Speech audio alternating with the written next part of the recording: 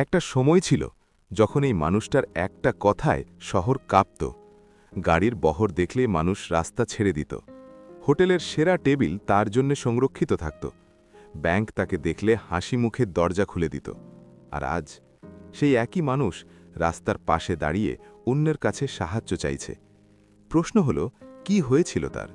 দুর্ভাগ্য? না। ষড়যন্ত্র? না। শুধু একটাই জিনিস তাকে ধ্বংস করেছিল: অহংকার।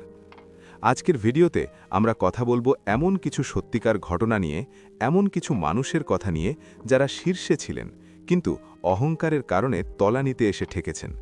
এবং সবচেয়ে বড় কথা, এই গল্পগুলো থেকে আমাদের কি শেখার আছে। চ্যানেলে নতুন হলে এক্ষুনি সাবস্ক্রাইব করুন, কারণ এই ভিডিওটা শেষ করলে আপনি নিজেকে নতুনভাবে চিনতে পারবেন। চলুন শুরু করি। ধরুন একজন মানুষের কথা। ছোটবেলায় খালি পায়ে স্কুলে গেছেন, বাবা রিক্সা চালাতেন, মা মানুষের বাড়িতে কাজ করতেন, কিন্তু ছেলেটার মাথায় ছিল স্বপ্ন, বিশাল স্বপ্ন। ২০ বছর পরিশ্রম করে সেই ছেলে একটি বড় ব্যবসা গড়ে তুলল। শত শত মানুষের কর্মসংস্থান হল, শহরে তার নাম ছড়িয়ে পড়ল, পত্রিকায় ছবি বেরোল, টেলিভিশনে ইন্টারভিউ হলো, সফলতা এলো অনেক কিছু। কিন্তু সফলতার সাথে সাথে এলো আরও একটা জিনিস: অহংকার। একদিন তার পুরনো বন্ধু, যে ছেলেবেলায় একসাথে মাঠে খেলেছে, একসাথে ভাত খেয়েছে, সে এলো সাহায্য চাইতে। ছোট একটা চাকরির কথা। সেই মানুষটা কি করলেন? সেক্রেটারিকে বললেন, বলো আমি বিজি। বন্ধুটি চলে গেল, মাথা নিচু করে, চোখে জল নিয়ে। এটা ছোট একটা ঘটনা মনে হচ্ছে, তাই না? কিন্তু মনে রাখবেন, জীবন হিসাব রাখে। কয়েক বছর পর সেই ব্যবসায়ীর কোম্পানিতে বড় একটা ক্রাইসিস এলো। বাজার পড়ে গেল, পার্টনার প্রতারণা করল, ব্যাংক লোন শোধ দিতে পারলেন না।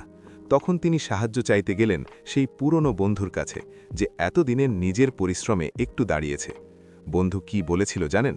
সে বলেছিল, ভাই, আমি চাইতাম তোমাকে সাহায্য করতে, কিন্তু তুমি আমাকে সেই দিন যেভাবে ফিরিয়ে দিয়েছিলে সেটা এখনও বুকে বাজে। এটা প্রতিশোধ না, এটা বাস্তবতা। অহংকার মানুষকে একা করে দেয়, আর একা মানুষ পড়ে গেলে উঠতে পারে না। এখন একটু থামি। অহংকার কি হঠাৎ করে আসে? না, অহংকার আসে ধীরে ধীরে, একটু একটু করে। যেভাবে জলের মধ্যে নুন গলে, দেখা যায় না, কিন্তু স্বাদ বদলে যায়। প্রথমে আসে আত্মবিশ্বাস, এটা ভালো জিনিস। তারপর আসে গর্ব, এটাও ঠিকঠাক যদি সীমার মধ্যে থাকে। কিন্তু তারপর আসে অহংকার, এটা বিষ। পার্থক্যটা কোথায়? আত্মবিশ্বাসী মানুষ বলে, আমি পারব। গর্বিত মানুষ বলে, আমি করেছি। অহংকারী মানুষ বলে, আমি ছাড়া কেউ পারবে না। এই তিনটি বাক্যের মধ্যে পার্থক্য দেখুন। প্রথমটিতে নিজের প্রতি বিশ্বাস, দ্বিতীয়টিতে অর্জনের স্বীকৃতি, তৃতীয়টিতে অন্যকে ছোট করা। অহংকার তখনই শুরু হয় যখন আমরা নিজেকে বড় করতে গিয়ে অন্যকে ছোট করতে শুরু করি। মনোবিজ্ঞানীরা বলেন, অহংকারের পেছনে আসলে থাকে গভীর অনিরাপত্তা। অনেক মানুষ ভেতরে ভেতরে ভয় পায়, আমি যদি বিনয়ী হই, মানুষ কি আমাকে দুর্বল মনে করবে? তাই তারা কঠোর হয়, উঁচু গলায় কথা বলে, ছোট করে অন্যকে। কিন্তু এটা আসলে শক্তির প্রকাশ না, এটা ভয়ের প্রকাশ। সত্যিকারের শক্তিশালী মানুষ কখনো অহংকারী হয় না, কারণ তার প্রমাণ করার কিছু নেই। ইতিহাস খুললে দেখবেন, অহংকারের পতনের গল্প বারবার লেখা হয়েছে। নেপোলিয়ন বোনাপার্ট ইউরোপের 1/3 জয় করেছিলেন, সবচেয়ে শক্তিশালী সেনাপতি, ফ্রান্সের সম্রাট। কিন্তু একটা জায়গায় এসে তিনি থামলেন না। উপদেষ্টারা বললেন, রাশিয়া আক্রমণ করবেন না, শীতকাল আসছে, এটা আত্মহত্যা। তিনি শুনলেন না, কারণ তিনি মনে করতেন, আমি নেপোলিয়ন, আমার জন্য নিয়ম প্রযোজ্য নয়। ফলাফল, 6 লক্ষ সৈন্য নিয়ে গিয়েছিলেন, ফিরে এসেছিল মাত্র 1 লক্ষ। বাকিরা রাশিয়ার বরফে মারা গেছে, এবং নেপোলিয়ন নির্বাসনে গেছেন, একা, অপমানিত।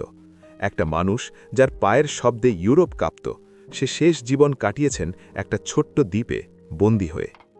আরেকটি গল্প একটু কাছের। আমাদের এই উপমহাদেশে এক ব্যবসায়ী পরিবারের কথা ভাবুন। 3 প্রজন্ম ধরে সম্পদ গড়া হয়েছে। দাদা শুরু করেছিলেন কুলিগিরি করে, বাবা করেছিলেন ছোট ব্যবসা, ছেলে পেয়েছিল বিশাল সম্পত্তি। কিন্তু ছেলে মনে করত এই সম্পদ তার যোগ্যতার পুরস্কার। দাদার কষ্টের কথা সে ভুলে গিয়েছিল, বাবার ত্যাগের কথা সে মনে রাখেনি।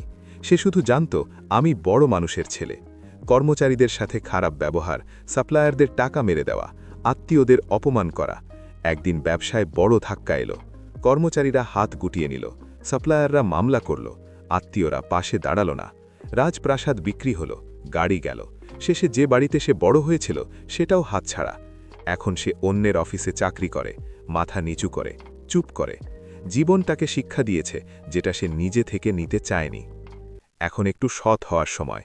আমি কিছু লক্ষণ বলবো, মনে মনে মিলিয়ে দেখুন এর কোনোটা কি আপনার মধ্যে আছে। ১. অন্যের সাফল্যে আপনি খুশি হতে পারেন না। কেউ ভালো করলে আপনার প্রথম চিন্তা কি এটা, ওর কিভাবে হলো, আমার হলো না কেন? এটা অহংকারেরই একটি রূপ, যেখানে আপনি মনে করেন শুধু আপনিই সাফল্য পাওয়ার যোগ্য। ২. আপনি কখনো ভুল স্বীকার করেন না। ভুল হলে কি আপনি সবার সামনে বলতে পারেন, হ্যাঁ এটা আমার ভুল ছিল? নাকি সবসময় অন্যের দোষ খোঁজেন, সিস্টেমের দোষ, সময়ের দোষ, ভাগ্যের দোষ? ৩. আপনি ছোটদের সম্মান করেন না। রেস্টুরেন্টের ওয়েটার, অফিসের পিয়ন, রিকশাওয়ালা, এদের সাথে আপনি কেমন ব্যবহার করেন? কেউ বলেছিলেন একজন মানুষের আসল চরিত্র বোঝা যায় সে কিভাবে যাদের কাছ থেকে কিছু পাওয়ার নেই তাদের সাথে ব্যবহার করে। ৪. আপনি পরামর্শ নিতে চান না। অহংকারী মানুষ মনে করে সে সবচেয়ে বেশি জানে, তাই পরামর্শ দিলে রাগ করে, সতর্ক করলে অপমান বোধ করে, ফলে ভুলগুলো বারবার হতে থাকে। ৫.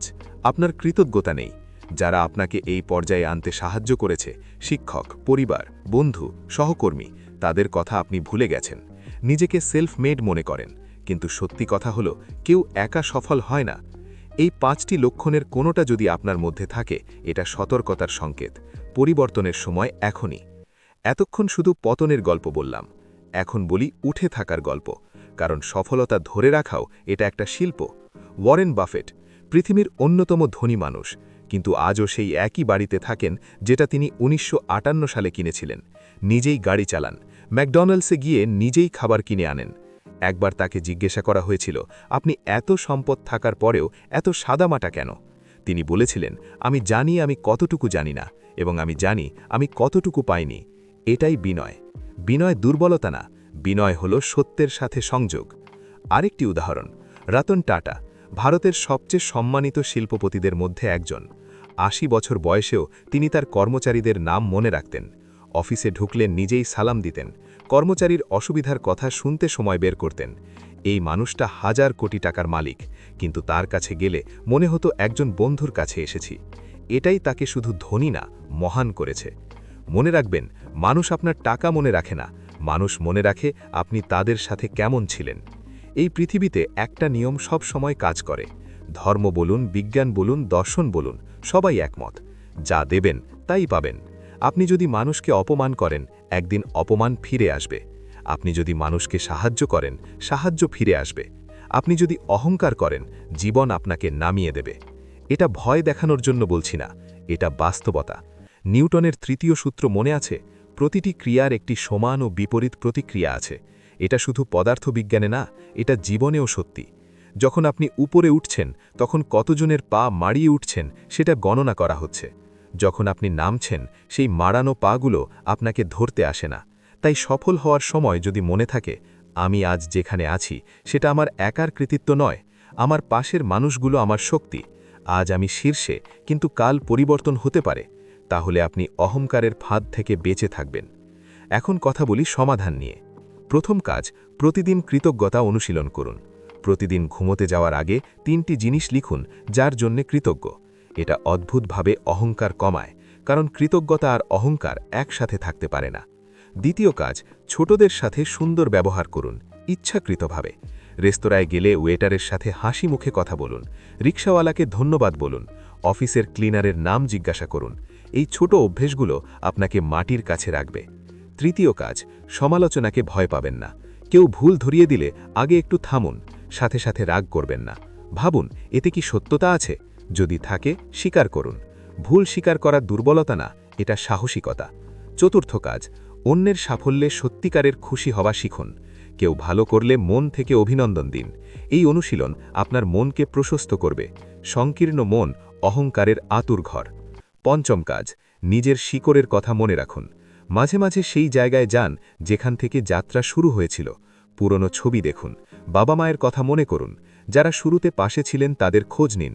এটা আপনাকে মনে করিয়ে দেবে যে আপনি কে ছিলেন এবং কেন এই পথে এসেছিলেন। এই ভিডিওটা আমি বানিয়েছি একটাই কারণে, আমি চাই আপনি সফল হন, সত্যিকারের সফল। শুধু টাকায় না, শুধু পদে না, শুধু সম্পদে না, মানুষের ভালোবাসায় সফল হন। কারণ এই পৃথিবীতে সবচেয়ে দুঃখী মানুষ সে যে অনেক কিছু অর্জন করেছে কিন্তু পাশে কেউ নেই, আর সবচেয়ে সুখী মানুষ সে যার হয়তো কম আছে কিন্তু চারদিকে ভালোবাসা আছে। অহংকার আপনাকে সাময়িক উঁচুতে তুলতে পারে, কিন্তু বিনয় আপনাকে চিরকাল উঁচুতে রাখে। মনে রাখবেন, মাটির কাছে থাকা মানে ছোট হওয়া না, মাটির কাছে থাকা মানে শিকড় মজবুত রাখা। আর শিকড় মজবুত হলে ঝড় আসলেও গাছ ভাঙে না। আজকের ভিডিওটা যদি আপনার কাজে লাগে তাহলে এক্ষুনি লাইক করুন। আপনার পরিচিত কেউ যদি এই সতর্কতাটুকু পাওয়ার যোগ্য হয় তাহলে শেয়ার করুন, আর কমেন্ট করুন আপনার জীবনে এমন কোনো মুহূর্ত এসেছিল যখন আপনি অহংকারের কাছাকাছি গিয়েছিলেন এবং কিভাবে নিজেকে সামলেছিলেন। আপনার গল্প হয়তো অন্য কারো জীবন বদলে দেবে। পরের ভিডিওতে দেখা হবে। ততক্ষণ ভালো থাকুন, সুস্থ থাকুন এবং মাটির কাছে থাকুন। আল্লাহ হাফেজ।